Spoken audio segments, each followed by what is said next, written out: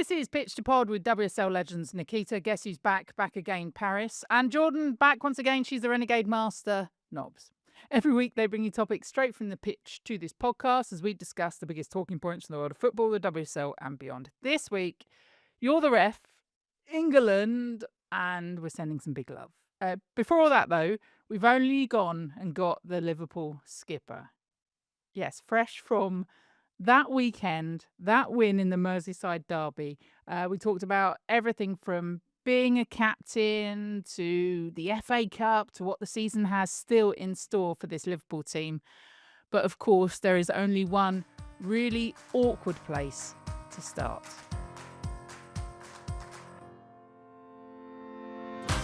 Do you lot all know each other? Like, I know you know each other because you've gone past each other on the pitch or whatever. But is any wild nights out? Anything I need to know about? No, I don't think so. Just in passing more. Yeah. The only reason I was saying that is I was going to either nominate Jordan or Nikita to ask you the awkward question about getting sent off at the weekend, but it looks like I'm going to have to do it now. I know. You're always going to ask that. It was always going to come up. All right. On the count of three, off you go, Grace. What would you like to say? I mean, there's no beating around the bush. I was just an idiot. Emotions of the derby. I was an idiot, but luckily my team pulled it through. So it could have been a lot worse. I literally wouldn't have been able to look at the girls for the next week if we didn't win the game. But thank God we did. And yeah, it was just stupid of me. Well, you say that, but Nikita, you weren't playing at the weekend because you were suspended, right? Oh, okay. Oh, really? Got loads of bookings. Thanks, Keith. Help me out there. Not me with the 5 yellows. Not me. I must say, most of them yellows came from stop and counter attacks. I'm not going to do it no more. That's it. What I want to know from all of you is that, Jordan, you've been sent off, haven't you? No, never. Never. Well done, Jordan. Nice. I've never even been suspended, but I think I am on the most yellow cards I've ever had at Newcastle, and all of them, I swear to God, are for shouting at the ref. None of mine are even tackles. That's usually my trick. Yeah.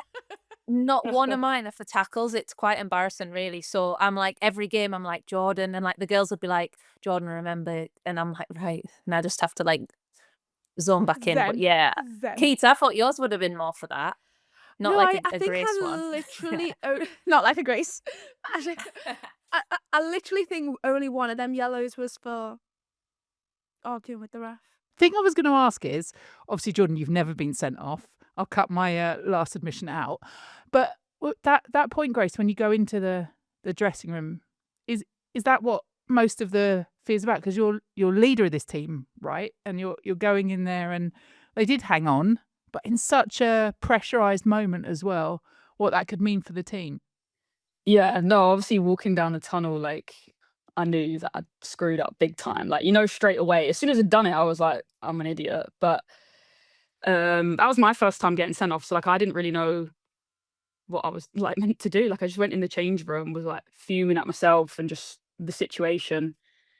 And then I just kind of sat there. I was like, because there was still a lot of the game to go. I was like, there's 25 minutes. But then, like, a couple of the girls came in and I ended up going up to one of the, like, boxes that they had at Goodison. So I watched the game, which I don't know if that was better or worse for, like, my anxiety, because it was, like, horrible watching. But yeah, obviously I'm very lucky that we still won the game. But yeah, it was really stupid and I'll never do it again. Promise I won't do it again, through that. Never want to sit through that again. That was actually the worst 20 minutes of my life. Yeah. I could well believe it. Right, I've done the awkward question, so you two can ask whatever you like now, and I'll humbly retreat to the background. I want to know, actually, your development as a team from the start of the season. It was a really tough start. Middle, Gareth Taylor coming in, you was trying to fix things. Now, you're finally being the team that I see through Gareth's way of playing. What is the biggest difference for you within the dressing room in terms of playing style, but in terms of, like, team ethos and how you're feeling now you've come to grips a little bit more with how he wants you to play? Yeah, I think sort of the first half of the season obviously was really tough. Gaz came in halfway through pre-season, so like straight away pre-season was a bit disrupted in that sense. And then we would have games and, the coaches and Gaz, they'd be really happy that we were trying to implement it, but obviously it doesn't come overnight. And, the things that they were asking us to do and the patterns of play and recognizing certain pressing patterns, etc., like was completely new to all of us. So it was obviously going to take time. And, it was frustrating for us the first half of the season where it just felt like we'd play good, but for whatever reason, we wouldn't score and we wouldn't see it over the line. We'd concede last minute or something. Like there were just so many games where don't get me wrong, there were games we didn't play well, but there were so many games we felt like some point like the luck's got to change kind of thing. So I think going into Christmas, we were obviously not in a great place. We knew that. And the club obviously invested a bit and brought players in, which we needed because we had a lot of injuries. But I think like going into the sort of the new year and the second half of the season, like we knew that we deserved to be higher than where we were. Like there was never any doubt that we were the team sitting bottom. Do you know what I mean? Like we knew that wasn't us. And it was just about getting like the first few points on the board, a bit of confidence. Like obviously when you don't win a game in so long in the league, confidence naturally like is quite low, and you know people that are now performing to amazing levels didn't have confidence 3-4 months ago. It's just mad how much things can change. And obviously like we all know confidence is such a big thing. So yeah, we came back in the new year and and to be fair to Gaz and Chad and all our coaching staff, like they never stopped believing in us. They never wanted us to stop doing what they believed in and what they believed we were capable of. It was just about like getting that first like page turn. Like it was just getting the first thing. And we came back, I think our first game back was Spurs, which we got the win. And then from then sort of we've beaten teams that we should be beating. And we're obviously in a much more comfortable place now. I was going to ask Grace about the leadership side that you've took on. It's obviously a big role. Like you said, I think you've not lost in your last 4 games, which, I think shows the development of where you've started off to where you are now. But how have you found like the leadership side and keeping the team together and everything like that?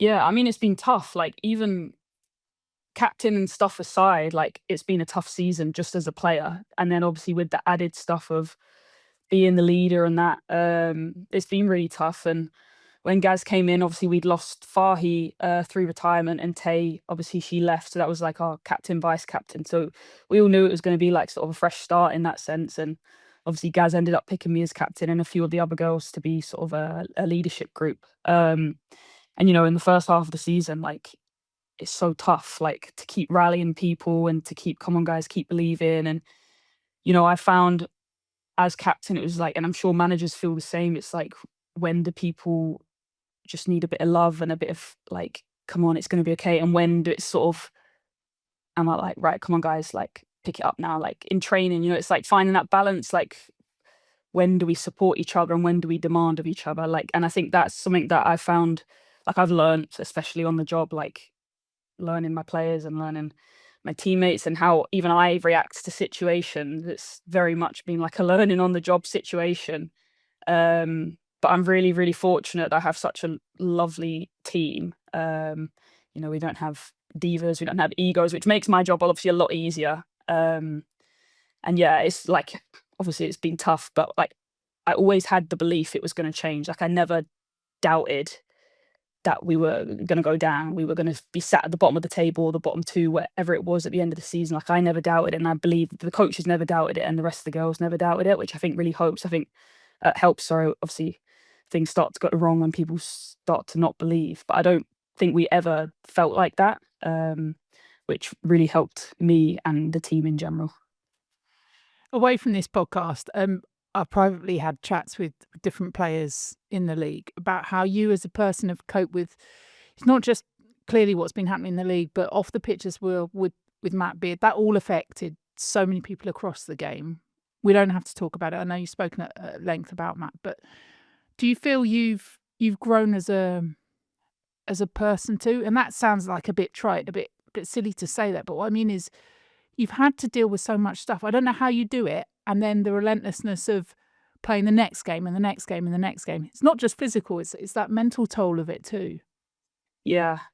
Like I say, like captain aside, like just me as a person, as a player, this is like hands down like been my hardest season, like to get through. And obviously when football's not going good, it's hard because football's our lives. Obviously we train it, we eat it, we sleep it. Like football is our lives. And then obviously on top of that, there was other things that happened too, which outside of football was really difficult, obviously. But I think, again, I feel really, really lucky to have the people around me that I have. I think at Liverpool, I know everyone says this about their teams, but like I truly believe that we have such an amazing group of people, and we were all going through it together, um, which helped in a weird way. Obviously, you don't like to see anyone going through stuff, but because we were all going through it together and we all had different relationships with Beardy, and some people knew him well, some people didn't. Like everyone was at different stages, and there'd be some days, people didn't feel good. There'd be some days people did feel good, and it was just we learned more about each other and became closer because of that stuff, and as well as the football stuff. The amount of match day plus dues we'd come in after we've lost again on Sunday, like fifth loss on the bounce, sixth loss on the bounce. Like it was so like mentally challenging, and I think we needed the Christmas break to reset, and exactly what we did. And like I say, I think us all believing it was going to get better, and things had to turn around at some point. There was a point in the season, like October, November, you just thought like, come on now, like, come on, like football wise and off the pitch. Obviously we lost our kit man as well, John, who was an amazing person as well. Like it just felt like it was just one thing after the next, and it was like at some point it's going to get better, and we just hung on to that. And I think you can see now that we did believe it and we stuck with it, and I feel like we deserve what we're getting now because of the stuff we went through, and football wise and non-football, everything, whatever. And I feel like we're all stronger for it definitely now. So I would like to know, did your processes as on a day-to-day during that time change the way you did things as a team, or did you stick to the same pattern and just hope that over time it'll come together? I think like Chad and Gaz are very much like trust the process. So we didn't change too much. Obviously a lot was new to us anyway, having them in. They work completely different as every new coach who comes in. So a lot changed anyway in that sense. But I think when things like performances and results weren't going our way, like we didn't change too much because they were like, trust it. You've just got to trust it. You've got to keep at it. You've got to keep like grinding with it and grinding it down until it does work, and I think we have obviously a lot of reviews and stuff, and we had a lot of individual stuff, which I think has been a big thing this season. Every week we've got individual clips meetings, which I think helps. Obviously there's so much team stuff, but individually, I've got to learn how Gaz wants me to play. I've got to learn where does he want me to step in, when does he want me to play this pass, all that stuff. Same for the midfielders, same for the wingers, same for the forwards. So individually we took on a lot. I think we took on a lot of information individually, which then obviously when you put it all together on the pitch, it's going to take time, which we saw.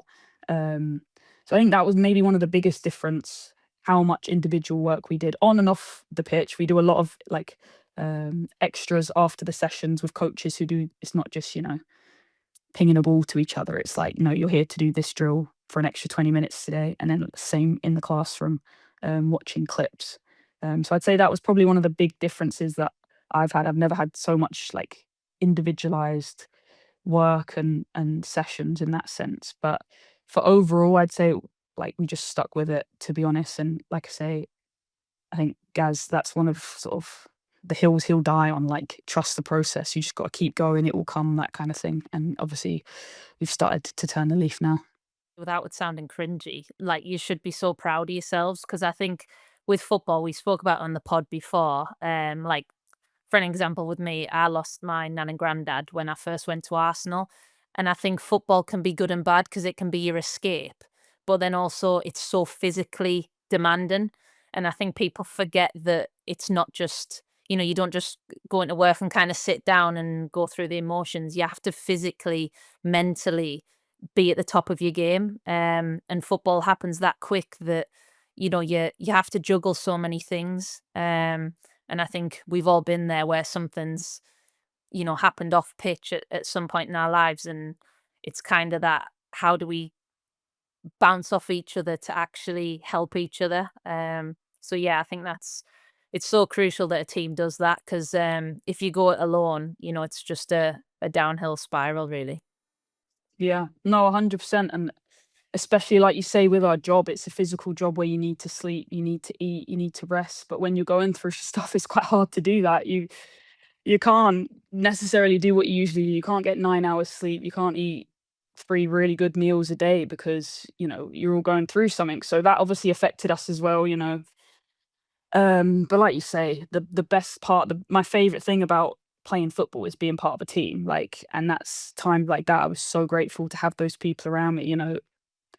I remember like we were coming back on the bus from the game that got cancelled when it first happened with Beardy, and there were 4 of us just sat at the back, just crying in each other's arms. And like, I would never do that with my teammates. I've never done that with my teammates, and we would never show our vulnerable sides like that. And I think, we laughed about it now. Like, God, do you remember on the back of the bus? Like, we were a mess kind of thing. Like, and it's like, you go through these things with these people that you would never, ever think you would, and you never want to. But it does make you closer. It does make you stronger, and it makes you a better team. And yeah, I'm just, yeah, this season has made me like so grateful for the people that I'm around, and how like lucky I am to be at Liverpool and to be with those people, which I think sometimes is, not to be all deep, but sometimes going through the worst things makes you realize those kinds of things, and like never take it for granted, that kind of thing.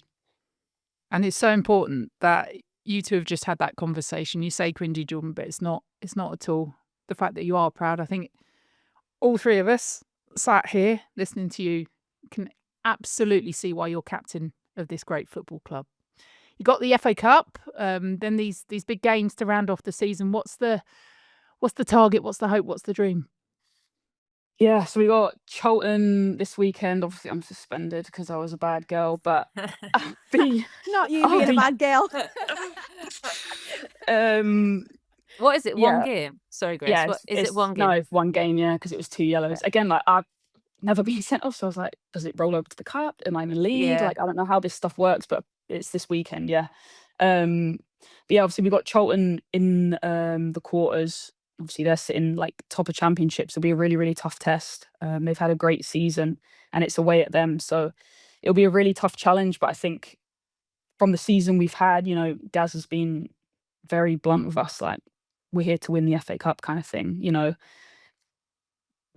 don't know if we're mathematically safe now, but we're in a good place in the league now compared to what we were. So it's kind of, let's just pick up the points that we can the rest of the season. We're obviously looking to finish the season really strong, but the FA Cup is the competition that we're still in, and in a really good place. So I think we're really sort of positive and feeling good about it, and we want to push as much as we can and really sort of end the season on a massive high, because that would just be amazing to do it with everyone. Yeah, incredible. What a story that would be. Yeah. And then certainly you got to look at what that would take into next season. And for you personally, I know it was October, wasn't it? The October call up to England. We know that the latest squad's just out. Do you see that as what you want to be aiming for the future now, getting into those sorts of squads regularly? Yeah, I mean, obviously the Lionesses, the talent in there is next to none. It's, I didn't ever expect to be called up in the first place, especially from the season we were having.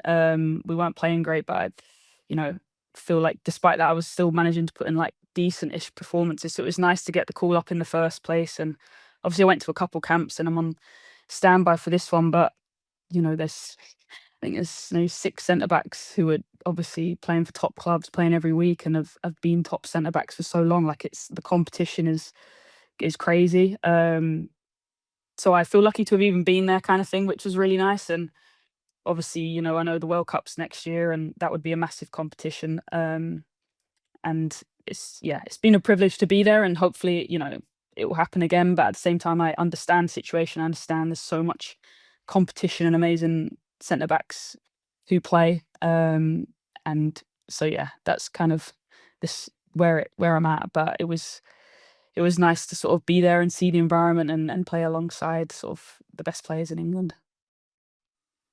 Well, these two know I'd have all 3 of you in, but I'm not England manager. In case you hadn't noticed, I'm not England manager.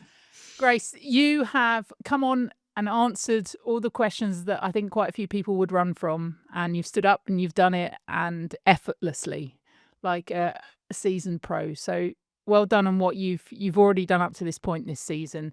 Put your feet up this weekend. It happens to the best of us. Hey, Nikita.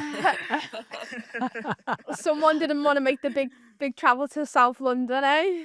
I Thought, nah, know. it's a bit too far for me. Yeah, it's supposed to be good weather this weekend. You'll be right. You'll be right. Have a brilliant rest of your season. Congratulations. I mean it wholeheartedly on all you've done. And just thank you for being open and standing up there and being counted too, Grace. Thank you for coming on the podcast. Thank you. I Yeah, appreciate thank it. you. Thank you, guys. Grace Fisk joining us on Pitch to Pod. Nikita Jordan's still here. I know you said it, Jordan, and then I talked about being proud. You can see why she's captain, but just I never quite knew what to make of Grace as captain of Liverpool, given she said, stepping into Fi's shoes, these big players that had been there. But you can see actually absolutely why Gareth chose her, Jordan. Yeah, I mean, the podcast's nice when you get to speak to people that you just, like how Grace said, you just pass them by, don't you, in football? You see them as just the footballer. But I think the way she spoke and how easy it was for her to speak and everything, I mean, you can see why she's got the captain's armband. It was, yeah, really, really nice from her. We'll talk about England briefly before maybe going back to what happened with those yellow cards in just a bit, because there's been a surprise call-up. Meg Parkinson received her first call-up, 17 years old, playing in Portugal. Wanted a quick word on her. This is what Izzy Christensen, who's worked with her at England under-23s, has said. Erica Parkinson, where do I start? Obviously, a very exciting young player, hugely talented. But what impressed me the most was how much of a sponge she was for a young player. I think it's always a delight to work with players who really want to absorb information and ask questions.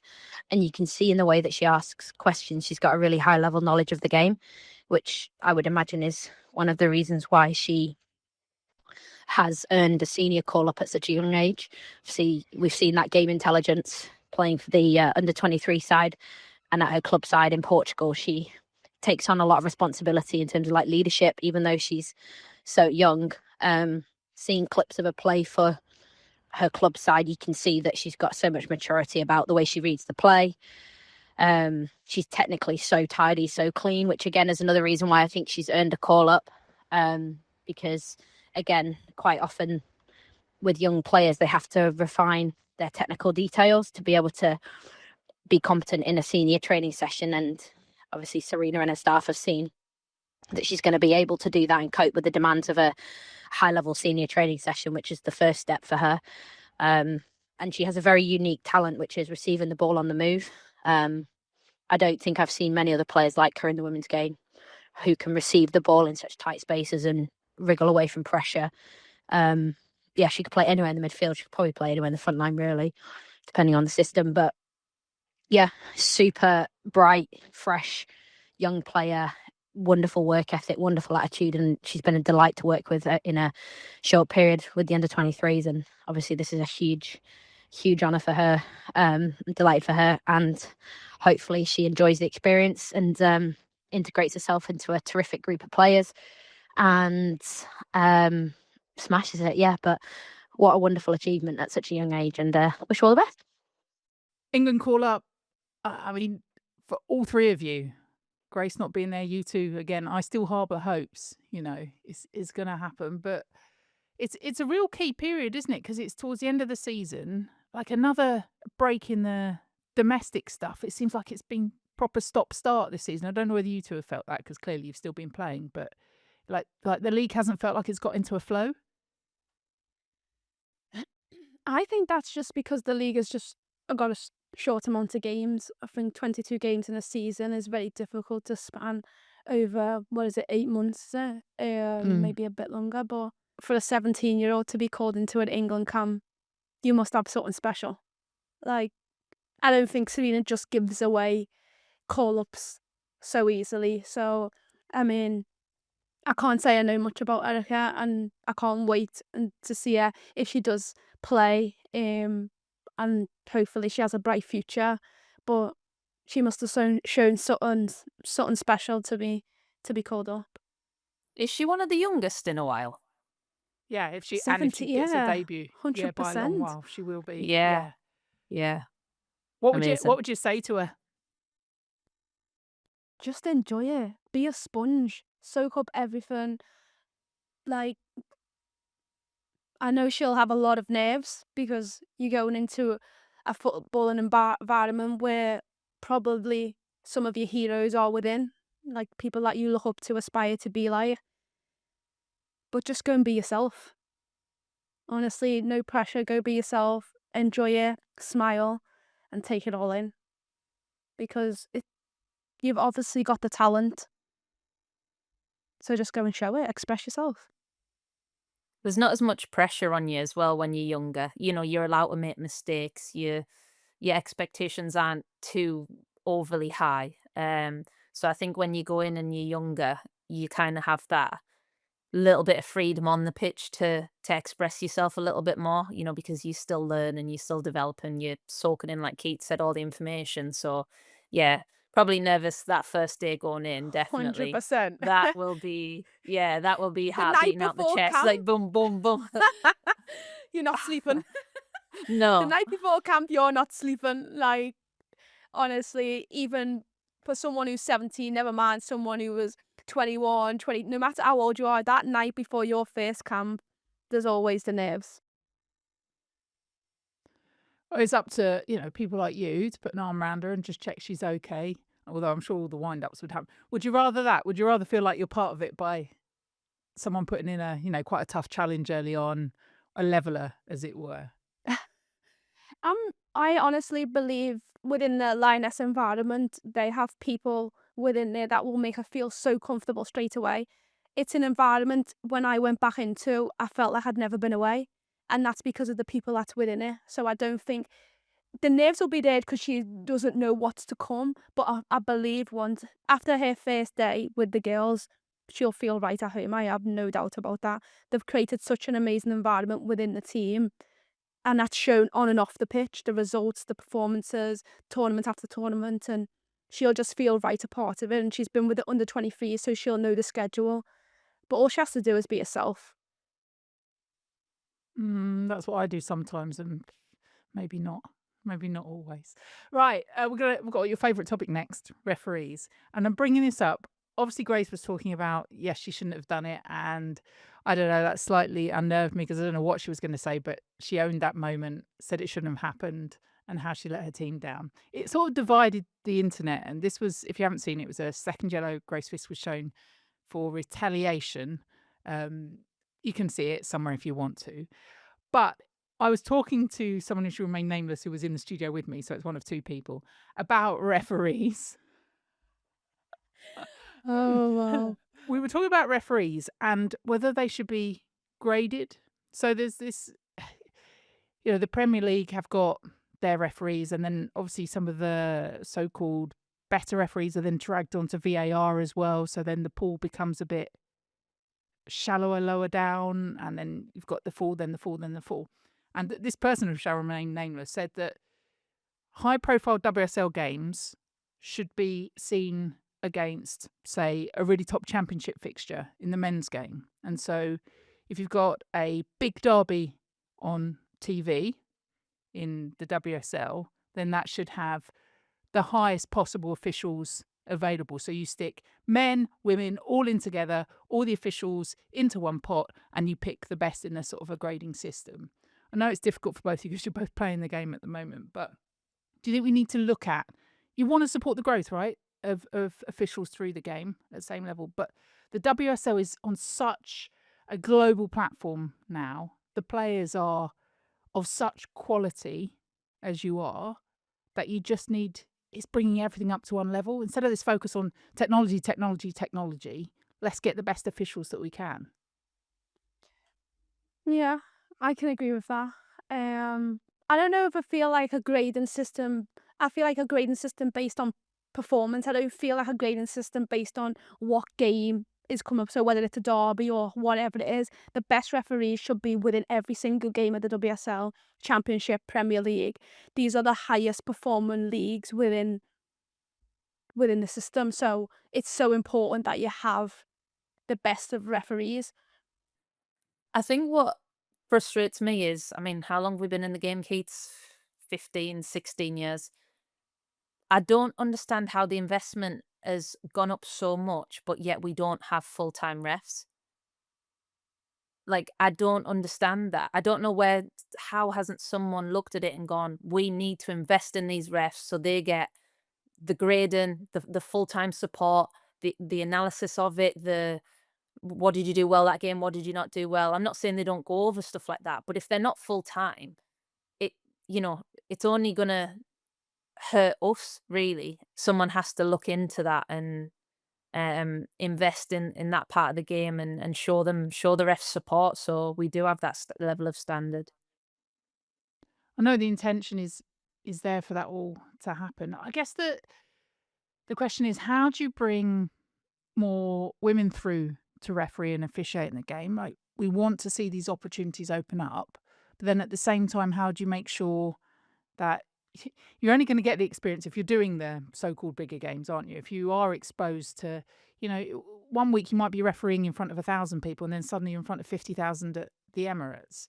As a player, that's going to change you, let alone if you're an official with all that pressure as well. So it's such a tricky balance. I still believe we've got to try and get more ex-players in to doing it, the likes of Cheryl Foster, and how that creates better, because you're living it, breathing it and playing it. I mean, I'm starting the campaign now for Nikita, for youth. I think I was the a game... referee when I was a kid, when I was younger, I used to be a referee. I did that course. There you go. Go on, Jordan. No, sorry, I was going to say, I think the game's growing too fast to give someone experience now.